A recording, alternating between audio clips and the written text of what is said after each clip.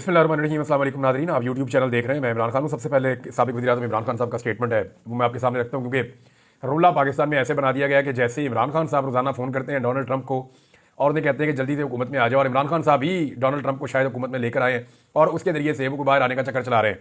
ऐसा है नहीं। पाकिस्तान तरीके इंसाफ ने अपनी लड़ाई खुद लड़ी है, बड़े शानदार तरीके से लड़ी है, जबकि पब्लिक ने उनका बहुत सपोर्ट किया है। इससे पहले नवाज शरीफ साहब ने जब एस्टेब्लिशमेंट से लड़ाई लड़ी तो पब्लिक की सपोर्ट उनके साथ नहीं थी, क्योंकि लोगों को ये लगता था कि मियाँ साहब की जो लड़ाई है वो उनके अपने ज़ाती इक़्तिदार के लिए है, और बाद में ये साबित भी हुआ। लेकिन इमरान खान के साथ लोगों ने लाजवाल किस्म की एक तारीख रकम की है, मज़ामत की। अभी इमरान खान साहब का जो स्टेटमेंट है वो बड़ा क्लियर है। उनकी बहन ने वो स्टेटमेंट बाहर निकल कर दिया। जेल में जब मुलाकात की, उन्होंने कहा कि एस्टेब्लिशमेंट या किसी मुल्क के कहने पर डील नहीं करूँगा। अडियाला जेल के बाहर अलीमा खान साहिबा ने बताया कि इमरान खान ने कहा कि अदलिया का मजाक बना दिया गया है, मैं हर केस लड़ूंगा। जब केसेस लड़ रहा हूं तो मुझे डील करने की जरूरत क्या है? 2.5 साल से मैं केसेस लड़ रहा हूं, मेरे केसेस जो है वो मंतकी अंजाम तक पहुंच गए हैं, तो अब मैं एस्टेब्लिशमेंट के कहने पर या किसी और मुल्क के कहने पर डील क्यों करूं? मैं डील नहीं करूंगा। अलीमा खान के मुताबिक इमरान खान का कहना है कि 9 मई उन्होंने किया जिन्होंने सीसीटीवी फुटेजेस चुराई हैं। 9 मई की साजिश पहले से तैयार की गई थी। जिन लोगों ने 9 मई के बाद पार्टी को छोड़ा उनके केसेस माफ कर दिए गए। ये दो चीजें बहुत इंपॉर्टेंट हैं जिन पे इमरान खान साहब बात करते हैं बार बार। नंबर 1 वो कहते हैं सीसीटीवी फुटेज किधर गई? लाए ना सारी फुटेज दिखाएं 9 मई की, कि कौन क्या कर रहा था, किस तरह से हो रहा था, कौन लीड कर रहा था, कौन लोग रिस्पॉन्सिबल हैं और कौन लोग जिम्मेदार नहीं हैं। ये वो फुटेज इमरान खान साहब बार बार मांगते हैं, लेकिन वो मिलती नहीं है।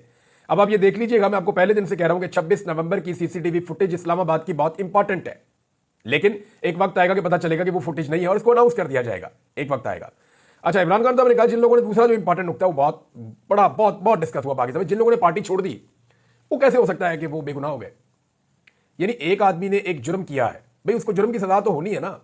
अब जुर्म होने के बाद वो ये कहता है जी कि मैं आइंदा नहीं करूंगा। ठीक है, जो जुर्म आपने किया उसकी आप सजा काटे। जब जुर्म कर दिया वो ये कहेगा, ऐसा मुमकिन नहीं है ना। आप कुछ सहाफी वो टीवी पे बैठ के कह रहे हैं जनाब वो तो आर्मी चीफ की सवाब दी है कि वो माफ कर दें। क्यों भाई? ऐसा तो नहीं हो सकता कि वो आर्मी चीफ का और जाती मामला तो नहीं था उस आदमी का, कि आर्मी चीफ का उसने कर्जा देना था तो आर्मी चीफ ने कहा जी मैंने माफ कर दिया, तो ऐसे तो नहीं हो सकता। ये तो जो बयानिया बनाया गया, बयानिया तो ये कहता है कि अंदलीब अब्बास ने और मुराद रास ने और फरूक हबीब ने और बाकी बहुत सारे लोगों ने, इन्होंने रियासती इदारों के ऊपर हमला किया है, पाकिस्तान की दिफाई तनसीबात को नुकसान पहुंचाया, यही बयानिया बनाया जाता है ना। तो भाई जब इन्होंने ये किया है तो आर्मी चीफ को और इनका जाती मामला तो नहीं है कि आर्मी चीफ माफ कर देंगे। भाई कानून के मुताबिक कार्रवाई तो होगी, केस तो चलेगा, फैसला तो आएगा, लेकिन उनमें से कुछ भी नहीं हुआ। ये लोग ऐसी इधर उधर की बातें करते हैं। मामला यह था कि एक पॉलिटिकल पार्टी को दबाना था, उस पॉलिटिकल पार्टी को सियासी तौर पर नुकसान पहुंचाना था, और उसके लिए 9 मई को बतौर वेपन इस्तेमाल कर दिया गया। 9 मई के जो असल मुल्जिमान हैं वो किधर हैं? उनको सजाएं होनी चाहिए, क्यों नहीं होनी चाहिए? जो गलत हुआ वो गलत हुआ, लेकिन जो गलत नहीं हुआ उसको तो आप गलत नहीं कह सकते। मिसाल के तौर पे 9 मई के ऊपर अगर एक जुडिशियल इंक्वायरी होती है तो पता चल जाए जिम्मेदारान कौन है, उनको सजा मिल जाए या अदालतों से सजाएं मिल जाए। अब जो बंदा कहेगा मैं पीटीआई के साथ हूं वो 9 मई की सजा काटेगा, और जो बंदा कहेगा मैं पीटीआई के साथ नहीं हूं वो 9 मई की सजा नहीं काटेगा। तो इसका मतलब ये तो सियासी मामला है सारा। अगर ये सियासी ना होता, कानून का और इंसाफ का मामला होता, तो फिर तो सबको सजा मिलती। तो पीटीआई के साथ वाबस्तगी होना या ना होना 9 मई में सजा देने या ना देने का तयन करता है। यह नाइंसाफी है जिसके ऊपर इमरान खान साहब बार बार जिक्र करते हैं। फिर इमरान खान साहब ने कहा कि 26 नवंबर को लातादाद लोग मिसिंग हैं, लाल मस्जिद की तरह लाशें दफनाई गई हैं। आप मुल्क की सरहदों की फिक्र करें। 2 मुतालबात हैं, 9 मई और 26 नवंबर पर जुडिशियल कमीशन बनाए जाएं और बेगुनाह कैदियों को रिहा किया जाए। ये 2 मुतालबात है। इमरान खान की हमशीरा ने मजीद कहा कि इमरान खान ने कहा कि वो बनी गाला हाउस में अरेस्ट पर नहीं जाएंगे।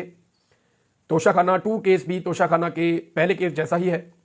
अलकादर यूनिवर्सिटी केस में 6 तारीख को इमरान खान को सजा सुनानी है, यानी उन्हें पहले से पता है कि अदालत ने 6 तारीख को सजा ही सुनानी है। फैसला जो महफूज किया हुआ उसमें इमरान खान साहब बाइज्जत बरी होने नहीं जा रहे।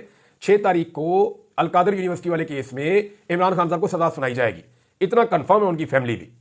अलकादर केस और तोशाखाना 2 आला अदालतों में खत्म हो जाएंगे। और इमरान खान साहब ने कहा जी मैं तो अपने सारे केसेस लड़ लिए, मेरे मैक्सिमम केसेस खत्म हो गए, 95% केसेस जीतने के बाद मैं डील क्यों करूं? इस मुल्क में डील को एक गाली समझा जाता है, और जिसने डील किया उसने बाद में भुगता भी है। तो इमरान खान ने साफ कह दिया जी मैं डील नहीं करना, चाहे मुझे कोई भी कहेगा, मैं किसी किस्म की डील के लिए तैयार नहीं हूं।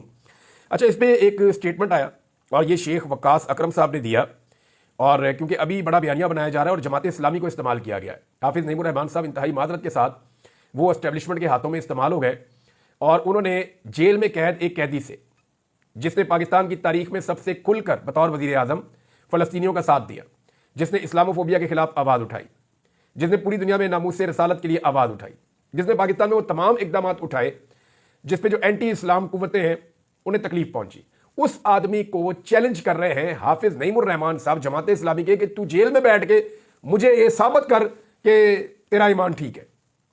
और जो लोग बाहर बैठे हुए हैं जिनको जाली हुकूमत के अंदर लाके बिठाया गया है, उनसे हाफिज नईमुर रहमान साहब सवाल करने की जरूरत नहीं कर रहे। ये बड़ी बारीक वारदात है। इस वक्त पाकिस्तान की हुकूमत और पाकिस्तान के इदारे एक मिशन पर है कि किसी तरह से भी इमरान खान साहब से कुछ ऐसे मामला करवाए जाएं और किए जाएं जिनके जरिए से एक नया बयानिया डेवलप किया जाए पाकिस्तान के अंदर और पाकिस्तान के बाहर और। लेकिन ये जो दौर है ना, ये सोशल मीडिया का दौर है। आप जो मर्जी करने आप पकड़े जाएंगे। तो बारीक वारदात के लिए हाफिज नईमुर रहमान साहब को इस्तेमाल किया गया। इमरान खान साहब का मौक़िफ़ बड़ा क्लियर है। वो ये कहते हैं सवाल ही पैदा नहीं होता मैं इसराइल को तस्लीम करूं, मैं अपने अल्लाह को भी जाके जवाब देना है। इमरान खान साहब ने खुद बताया कि मेरे ऊपर बहुत दबाव है लेकिन मैंने इसराइल को तस्लीम नहीं किया। हाफिज नईमुर रहमान क्यों नहीं नाम लेते? जनरल बाजवा को और क्यों नहीं कहते कि हलफ लेकर बताओ कि आप सहाफियों के साथ क्या बातें करते थे? जनरल बाजवा से क्यों नहीं पूछते? अभी जो मौजूदा आर्मी चीफ है या एस्टेब्लिशमेंट है या मौजूदा जो हुकूमत है, इनसे क्यों नहीं पूछते कि क्यों मारते हैं लोगों को जब वो लोग निकलते हैं इसराइल के खिलाफ एहतजाज करने के लिए या फलस्तीनियों के हक में एहतजाज करने के लिए? आपकी अपनी जमात के सेनेटर मुश्ताक अहमद के साथ क्या कुछ नहीं किया, उसके ऊपर तो आप नहीं बोले। बहरहाल वो एक बारीक वारदात थी लेकिन पकड़ी गई। और जब बारीक वारदात पकड़ी जाती है तो जिसकी पकड़ी जाती है वो बहुत बुरी तरह फंस जाता है। यहां पे शेख वकास अकरम साहब का स्टेटमेंट है और उन्होंने ये कहा कि साबिक वज़ीर आज़म इमरान खान ने अपने सियासी हरीफों की तरह डील के लिए कभी भी गैर मुल्की मुदाखलत पर इन्हिसार नहीं किया। आसिफ अली जरदारी और नवाज शरीफ का हवाला देते हुए उन्होंने कहा कि माजी में कैद से बचने और मुल्क छोड़ने के लिए इन्होंने मुआहदे किए हैं। और उन्होंने कहा वज़ीर दिफा ख्वाजा आसिफ और chairman Peoples Party Bilawal Zardari की जानिब से लगाए गए इल्ज़ामात के जवाब में दोनों रहनुमा तवज्जो हासिल करना चाहते हैं और मीडिया कवरेज के लिए इमरान खान के खिलाफ बयान दे रहे हैं। अच्छा, एक चीज़ और है, इमरान खान साहब को जब नवाज शरीफ के बारे में पूछा गया ना, अभी वो तफसीली जो आएंगी खबरें मैं आपको अगले वीडियो में शेयर करूंगा कि जी वो ख्वाहिशात आ रही हैं जी कि आप नवाज शरीफ और जरदारी इकट्ठे बैठ जाए। तो इमरान खान ने कहा नवाज शरीफ तो 12वां खिलाड़ी है, उसकी तो सियासत फारग हो गई है, वो अब आम फैसले कैसे कर सकता है? अब आप अंदाजा करें कि इमरान खान साहब का जेल में कॉन्फिडेंस कितना है।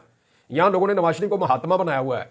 हालत नवाज शरीफ की यह है कि वो यास्मीन राशिद साहिबा से इलेक्शन हार गए।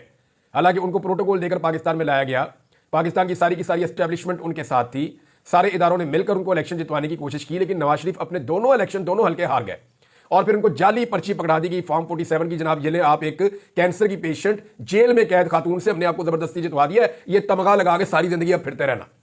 तो 12वां खिलाड़ी भी इमरान खान साहब ने जो है वो बड़ा रियायत कर दी मियां नवाज शरीफ साहब के साथ। वो तो टीम में ही सिलेक्ट नहीं हुए बेचारे, सिलेक्शन के अंदर ही फारिग कर दिया लोगों ने कि जनाब ये तो प्लेयर नहीं है, कबड्डी का प्लेयर है, इसको किधर क्रिकेट के अंदर आप लेकर आ रहे हैं। लिहाजा मियां नवाज शरीफ साहब जो है वो तो काफी हद तक फारिग है और इमरान खान साहब की जेल के अंदर से बैठ के स्टेटमेंट से आपको अंदाजा हो जाना चाहिए कि इमरान खान साहब मियां नवाज शरीफ साहब को अभी क्या समझते हैं। बहरहाल शेख वकास अकरम ने कहा कि ये इमरान खान साहब को कभी कहते हैं ये इसराइल का शासन है, यानी कभी ये कहते हैं कि ये यहूदी एजेंट है, कभी ये कहते हैं ये तालिबान का एजेंट है। यानी सारा जितना का जितना आलमी हालात है ना, उनको सारों को गड़बड़ कर दिया, जी वो गरीबी सूरत पैदा कर दी है। यानी सेम टाइम में इमरान खान जो है वो बड़ा कट्टर मजहबी आदमी होता है और तालिबान का एजेंट होता है, सेम टाइम के अंदर जो है इमरान खान जो है वो मजहबी शिद्दत पसंद होता है और सेम टाइम पे वो यहूदियों का एजेंट भी बन जाता है और सेम टाइम में इमरान खान अमेरिका से ताल्लुकात भी खराब कर रहा होता है और सेम टाइम में अमेरिका इमरान खान की मदद भी कर रहा होता है। यानी मेरी समझ से बाहर है कि इनकी अकल घास चढ़ने गई है। ये एक ब्रीफिंग में या एक मीटिंग में जाते हैं, एक गैदरिंग में जाते हैं, कोई और बात करते हैं, दूसरी में जाते हैं, कोई और बात करते हैं। असल में इमरान खान ने इनको ज़हनी मरीज बना दिया, ये ऑलमोस्ट पागल हो गए। इन्हें समझ नहीं आ रही कि एक आदमी इतनी मुदामत कैसे कर सकता है, इतना सख्त कैसे हो सकता है। हमारे सियासतदान तो बड़े नरम नरम लोग होते हैं, चार चपेटों में मान जाते हैं, थोड़ी सी कैद के अंदर इनकी पी बोल जाती है। लेकिन ये कहां से आ गया? आउट ऑफ द सिलेबस आ गया। पहले आपको बताया था कि Imran Khan out of the syllabus आ गया और जो आउट ऑफ द सिलेबस इनके सामने शख्सियत आकर खड़ी हो गई है उसका कोई जवाब अब इनके पास मौजूद नहीं है। नाज़रीन, इस वक्त जो सहाफ़ी हुकूमत के नहीं बल्कि एस्टेब्लिशमेंट के बहुत करीब है और एस्टेब्लिशमेंट से लाइन लेते हैं, अगर आप गौर करें तो गुज़िश्ता चंद दिनों से वो ये कह रहे हैं कि इमरान खान साहब के साथ मुज़ाकरात कामयाब हो सकते हैं इस सूरत में कि वो थोड़ा सा पीछे हट जाए। बल्कि इमरान खान साहब को ये कह रहे हैं अगर वो आवाम से मोहब्बत करते हैं तो थोड़ा पीछे हट जाए, अगर वो पाकिस्तान से मोहब्बत करते हैं तो थोड़ा पीछे हट जाए। इमरान खान साहब मुल्क की खातिर थोड़ा पीछे, उनको ये समझ आ गई है कि अपनी आज़ादी के लिए तो ये आदमी पीछे हटने वाला नहीं है। तो अब इसके ऊपर दबाव डालोगे अवाम की खातिर हट जाए, तो अवाम की खातिर तो वो डट कर खड़ा है। अब मामला ये है कि सब ये चाहते हैं कि इमरान खान साहब कुछ एक स्पेसिफिक टाइम पीरियड के लिए, कभी वो टाइम पीरियड 6 महीने तक भी आ जाता है, कभी 2 साल तक चला जाता है, कभी 1 साल तक चला जाता है, वो वेरी करता रहता है। लेकिन सब ये चाहते हैं कि इमरान खान साहब जब बाहर निकले तो कुछ अरसे के लिए वो हुकूमत गिराने की किसी भी तहरीक का हिस्सा ना बने, ना किसी तहरीक को शुरू करें और इमरान खान साहब हुकूमत को फ्री हैंड दें और उन्हें काम करने दें। हालांकि ये हुकूमत जब तक रहेगी पाकिस्तान की इकॉनमी को बर्बाद करेगी। क्योंकि मेरे पास एक और डाटा है साल 2024 का, और 2024 के साल में आपको पता है पीडीएम सरकार रही है, यही वाली हुकूमत। तो इन्होंने जो कर्जा लिया ना इस साल, वो 3,919 अरब का कर्जा लिया है। 3,919 अरब का कर्जा इन्होंने लिया है। इसको अगर आप 365 पे तकसीम करें ना, तो ये पाकिस्तान की वफाकी हुकूमत की बात मैं कर रहा हूं। हालांकि तालीम, health, transportation, law and order, बेशुमार चीजें जो है सूबे अपने खुद चलाते हैं, वो खर्चा अलग है। वफाक ये खर्चे नहीं उठाता। वफाक की दाखिला पॉलिसी, खारजा पॉलिसी, दिफा पॉलिसी, कुछ और चीजें, इसके अलावा वफाक कुछ नहीं। और लोग जो टैक्स देते हैं वो पैसा अलग है। अब आप ये देखें कि वफाकी हुकूमत का जो बटुआ है उसके अंदर पाकिस्तानी बेशुमार पैसा डाल रहे हैं रोजाना। इन्होंने हमसे इजाफी टैक्सेस लिए आईएमएफ के कहने के ऊपर। पेट्रोल महंगा कर दिया, घी महंगा कर दिया, आटा महंगा कर दिया, दालें महंगी कर दी, सेल टैक्स महंगा कर दिया, टैक्सेस इन्होंने बढ़ा दिए, शरह सूद इन्होंने बढ़ा दी। इन्होंने हर चीज को बढ़ाते बढ़ाते बिजली और गैस की कीमतों में होशरबा इजाफा करके इन्होंने पाकिस्तानी अवाम का खून निचोड़ दिया। अब इतना पैसा इनके बटुए में गया है, लेकिन उसके बावजूद इनको और पैसा चाहिए। तो और पैसा इन्होंने दुनिया का महंगा तरीन कर्जा लिया है और इस दफा 3,919 अरब रुपए का कर्जा इन्होंने इजाफा किया है 2024 में। अगर आप इसको 365 पे तकसीम करना, तो ये हुकूमत अवाम का खून निचोड़ने के बावजूद रोजाना 11 अरब रुपए का कर्जा ले रही है। इस्लामाबाद के 27 किलोमीटर के ऊपर जो हुकूमत बैठी हुई है ना, ये 11 अरब रुपए का रोजाना कर्जा ले रही है। अवाम का खून अलहदा निचोड़ रही है।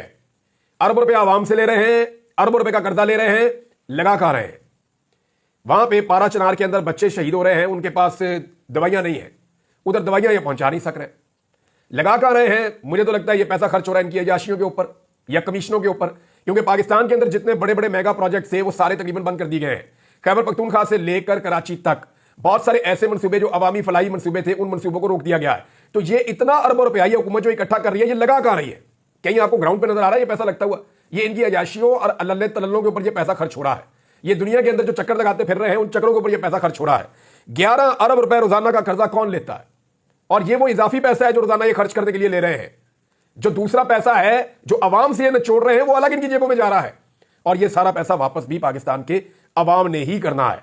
नाज़रीन, 2024 का जिक्र हुआ तो फिर मैं 3 तारीखें आपको बताता हूं। 3 ऐसे फिगर हैं 2024 में जिन्हें कई दहाइयों तक भुलाया नहीं जा सकेगा। यानी आपके बहुत साल गुजर जाएंगे, लेकिन ये 3 फिगर आप भूल नहीं सकेंगे जो 2024 में सामने आए। एक 8 फरवरी 2024, इलेक्शन का दिन, इनकलाब का दिन था, उसको आप कभी नहीं भूल पाएंगे।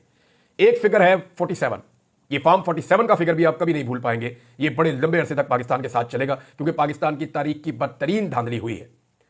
और एक फिगर है 26 नवंबर 2024, जब कत्लेआम किया गया डी चौक में। और इस हवाले से अभी कुछ और स्टेटमेंट भी सामने आ रहे हैं। शाहीन सहबाई साहब ने एक स्टेटमेंट दिया, मुझे फोन आया था। ये जो ओन अब्बास बप्पी साहब के कोई पीए हैं, मुबशर साहब, उनका भी फोन आया। कहते जी हम भी गए थे उनके घर और हमने मालूमात इकट्ठी की है कि वहाँ क्या चल रहा है। तो वो जो मालूमात बता रहे हैं वो तो बड़ी खौफनाक है। उन्होंने बताया कि वाकई उस बंदे को गोली लगी है और गोली के साथ उसकी शहादत हुई है और उसकी लाश अकड़ी हुई थी, उसके आसपास का सारा ब्लड जमा हुआ था और वहाँ पे और भी लाशें देखी गई हैं। वो कह रहे हैं जी इसके ऊपर हम तहकीकात कर रहे हैं, मजीद इन्फॉर्मेशन आपके साथ शेयर करेंगे। शाहीन सहबाई साहब ने एक स्टेटमेंट दिया इस बारे में। वो ये कहते हैं कि अब तो अस्पताल से लाशें भी निकलना शुरू हो गई हैं। अवाम को गोलियां मारकर शहीद तो किया गया है, लाशें छुपा ली, अस्पताल पर फौज लगा दी और सहाफियों का दाखिला बंद कर दिया था, मगर खून खुद बोलता है। एक लाश वापस की और दर्जनों लाशों की मौजूदगी का सुराग मिल गया। एक ताबूत में 3-3 लाशें रखी हुई हैं। कहां हैं सारे जज और इंसानी हकूक के चैंपियन जो हजारों डॉलर दुनिया भर से वसूल करते हैं? अब ये सवाल जनाब उन्होंने उठाया है। कुछ चीज़ें जो है वो मुझे मजीद इस बारे में पता चली है, लेकिन मेरे ख्याल में हमें इंतजार करना चाहिए। पाकिस्तान तहरीक इंसाफ को इसके ऊपर एक अपना मौक़िफ़ लेना होगा ऑफिशियली, लेकिन अभी तक तहरीक इंसाफ ने इसके ऊपर कोई अपना ऑफिशियल मौक़िफ़ पेश नहीं किया। नाज़रीन, एक और खबर है, वो ये है कि पाकिस्तान के वज़ीर दिफ़ा ख्वाजा आसिफ ने और अपोजिशन लीडर उमर अयूब ने, हैरत अंगेज़ चीज़ है, दोनों ने पाकिस्तान की इंटेलिजेंस एजेंसियों पर कड़ी तनकीद की है। हैरत अंगेज़ तौर पर इन दोनों के बयानात में बॉर्डर पर सिक्योरिटी और इंटेलिजेंस की सूरत हाल पर अदम एतमाद का इजहार दिखाई देता है। दोनों के जरा बयानात आप देख लीजिए कि उमर अयूब साहब ने क्या कहा और फिर आप देखिए कि ख्वाजा आसिफ साहब ने क्या कहा। तो नाज़रीन, ख्वाजा आसिफ साहब का स्टेटमेंट है कि बशाम में जो चीनी इंजीनियर पर हमले में इस्तेमाल होने वाली गाड़ी चमन के रास्ते पाकिस्तान में दाखिल हुई। 10 दिन बारूद से लदी हुई गाड़ी फिरती रही। रास्ते में जो चेक पोस्टें हैं उनमें कौन लोग हैं? इन चेक पोस्टों के से गंदम भी स्मगल होती है और तेल भी स्मगल होता है। वज़ीर दिफा ख्वाजा आसिफ के फौज पर इल्जामात। ये अमजद खान साहब ने इसको ट्वीट किया और ये हामिद मीर साहब के साथ ख्वाजा आसिफ साहब ने बात करते हुए ये स्टेटमेंट दिया। इसी नुक्ते के ऊपर अब मैं आपको सुनाता हूं कि उमर अयूब साहब क्या कह रहे हैं। उमर अयूब साहब कह रहे हैं कि बॉर्डर पर पटवारी या गर्दावर तो चेकिंग नहीं कर रहा। तकरीबन 550 अरब रुपए का पेट्रोल स्मगल होकर आता है। 550 अरब रुपए का पेट्रोल ये स्मगल होकर आता है। वो रेडियो, खच्चरों, गधों पर तो नहीं आता। इंटेलिजेंस के एहलकार जब मीडिया के पीछे मसरूफ होंगे तो इस गैर कानूनी काम को वो कैसे देखेंगे? यानी यहां पर भी तनकीद आई है। मैं इससे बड़ी एक चीज आपको और बताता हूं। नाज़रीन, आज से तकरीबन ये बात है 2-2.5 माह पहले की। मुझे कुछ लोगों ने कुछ फैक्ट्स बताए और मैंने कहा जी मैं ट्रैवल करके देखना चाहता हूं। और मैंने फिर खैबर पख्तूनख्वा से लेकर बलूचिस्तान के कुछ कबायली इलाके वहाँ पे एक दफ़ा ट्रैवल भी किया था। पहले भी मैंने एक दफ़ा किया था, तो दोबारा मैंने एक दफ़ा ट्रैवल किया और मेरे पास वो सबूत मौजूद है। मैंने उनकी कुछ तस्वीरें और वीडियोज़ बनाकर रखी हुई हैं और वो मैं इंशाल्लाह आपके सामने रखूंगा जब वक्त आएगा, क्योंकि उसके ऊपर मैं पूरी एक डॉक्यूमेंट्री बना सकता हूँ। तो कि किस तरह जो बॉर्डर की लाइन है उसके बिल्कुल नज़दीक पोस्त की काश्त की जा रही है, क्योंकि जब तालिबान की हुकूमत आई ना अफगानिस्तान में, तो वहाँ पे तालिबान ने पोस्त की काश्त जो है वो बिल्कुल ज़ीरो कर दी। वहाँ पे उन्होंने वो मंशियात की काश्त ज़ीरो कर दी। तो फिर पाकिस्तान के जो बिल्कुल बेल्ट है बॉर्डर के साथ साथ, जहाँ पे सिक्योरिटी एजेंसियों का और सिक्योरिटी इदारों का पूरा कंट्रोल है, वहाँ पे पता नहीं कोई लोकल सेटलमेंट है ये क्या है, वहाँ जगह जगह पे ये खेत लगे हुए हैं और इनके अंदर काश्त हो रही है रोज़ाना। अफगानिस्तान से, क्योंकि एक्सपर्ट लोग अफगानिस्तान में रहते हैं, जो इसको कट लगाते हैं पोस्ट को, और इसके अंदर से इसका जो वो इतना सा वो होता है डोडा, उसको वो कट लगाते हैं, उसके अंदर से फिर वो रात भर निकलता है मवाद, सुबह उसको इकट्ठा करते हैं और जिस तरह वो सारी मंशियात बनती है वो एक अलग पूरा प्रोसीजर है।